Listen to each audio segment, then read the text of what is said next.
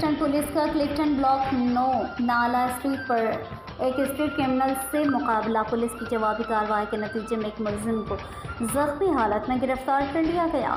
اس حوالے سے مزید تفصیلات جانتے ہیں ہمارے چیف رپورٹر کراچی جاوید محمود آرائن سے۔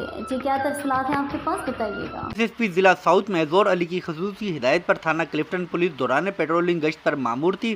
کلفٹن بلاک 9 نالا اسٹریٹ پر موٹر سائیکل سوار مشتبہ شخص نے پولیس کو دیکھتے ہی فائرنگ شروع کر دی۔